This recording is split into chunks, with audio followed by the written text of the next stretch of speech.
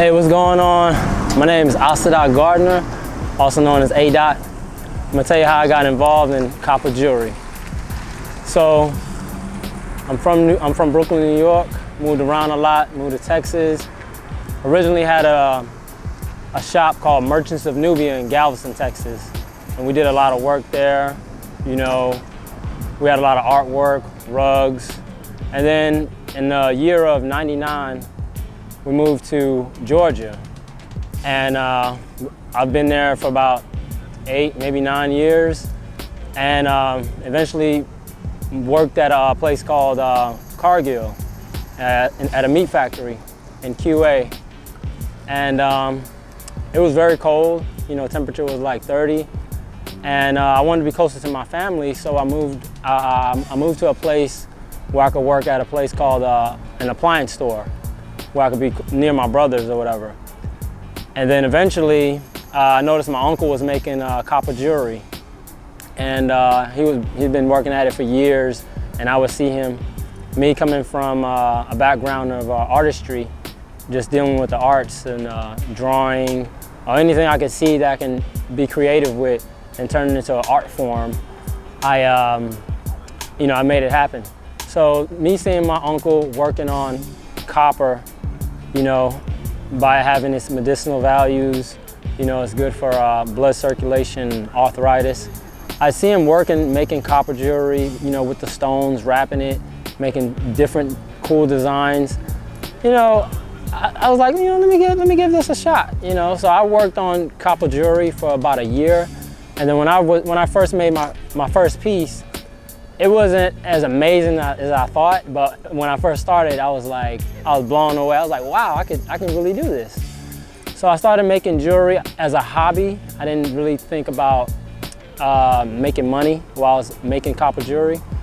So I started going to little 5 points, walking around, just, you know, walking the strip.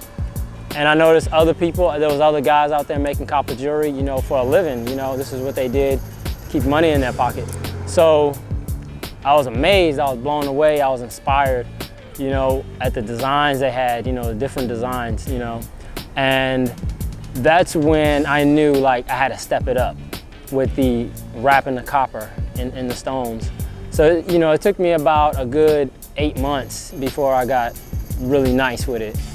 And even with that, I'm still learning on how to wrap copper jewelry and different stones like amethyst, tiger's eye, green aventurine, red agate, jasper, black tourmaline. The list goes on and on. Snowflake, jasper, that's another stone. And I just kept going and kept going. And, you know, I wanted to find a way to make income from it. So I would vend at different flea markets. Sometimes I would post up on the street, or I would be mobile. I would walk around and expose my copper jewelry. I would wear it, like as you can see it in the camera. I got a ring engraved that I've made, and another ring right here. And we got some chains and some copper infused with brass. And I was just blown away. And it's another art form, another level. So I just wanted to keep progressing with copper jewelry. And I hope to continue making copper jewelry and inform people about what it's great for. And not only that, I also do, I sell pies and bean pies. I want to promote that as well, and soap. But my love is copper jewelry, you know. And my uncle, he's very knowledgeable about it. And I usually vend at this place called Starlight. It's the Starlight Drive-In on Saturdays and Sundays. They open from 6 to 3, but I usually get there around 8:30, 9 o'clock. And I usually leave at 2 o'clock. And I have so many different customers that love copper jewelry. And just walking around and taking a look around the city at little 5 points, you see there's a lot of competition out there of who's the best. But as long as you know you're the best, you can make a lot of things happen, you know, and make wonderful jewelry. And it just goes on and on. I mean, there's probably hundreds, if not thousands, of different types of stones and designs that you can create with your copper jewelry. And some people believe that it holds, energy, love and peace, all that great stuff. And those are the things about copper jewelry and how I got started, and I hope to continue on with it. So when I was working at my job for about almost 11 years, I was always working for somebody, at a meat factory. It was very cold. And I always thought like what it would be like to work for myself. What would I sell? What would I make? What would I create? And I was like, it has to be something that I'm passionate about. So when I got involved with the copper jewelry and wrapping stones, I said, wow, a light bulb went off. I said, this is it. And I took a risk, and I quit my job because I was fed up, I wasn't making the money that I felt like I deserved. So when I started wrapping jewelry in copper, I started working on it every day, every single day. And I got tired, and even if I got tired, I kept going. And when I started, I never used to be the guy that wore jewelry, but when I started wearing the jewelry, it started helping with my aches and pains of wrapping copper, because that's what it does. It works your muscles. It does. So while wearing the copper, it helped with my pains and aches.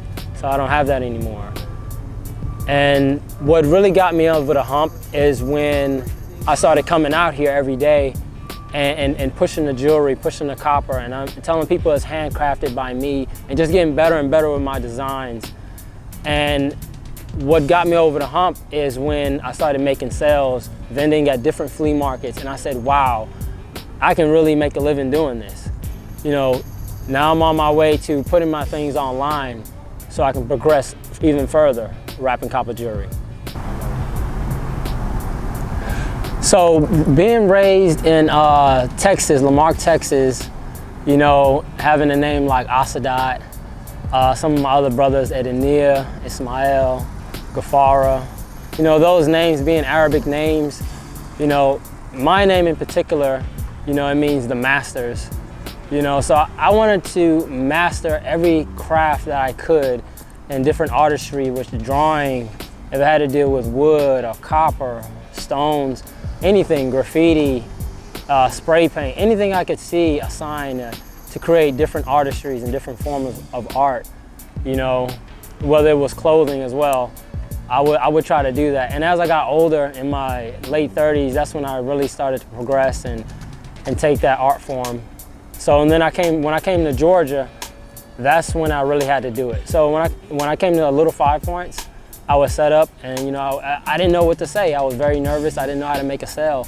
So when I started watching my uncle and my cousin, they would say stuff like, hey, you got a second to stop by and check us out? And that would capture people's attention. Or while you wait for the light, make it right. My cousin came up with that. His name is Dula. And I kind of used that, but I tried to use my own words and create my own monologue. So I would say, you got a second to stop by and check me out. And I wouldn't even try to make a sale. I would just try to get their attention so they could see the amazing work that I've done and created. And when they see that, then they might be more interested in supporting your business and seeing what you have to do. And I try to go day to day and hustle and make jewelry. And that's what drives me, is when people are blown away about the different kind of jewelry and the different gems and different designs and different patterns. That's what drives me to keep going and going, is when people are blown away and amazed, or they're wearing your jewelry. You're constantly making posts and stories and showing people on your story on IG how you make it. And that's what drives me to come out here every day and make my jewelry and make a sale, And that's what keeps me going and going.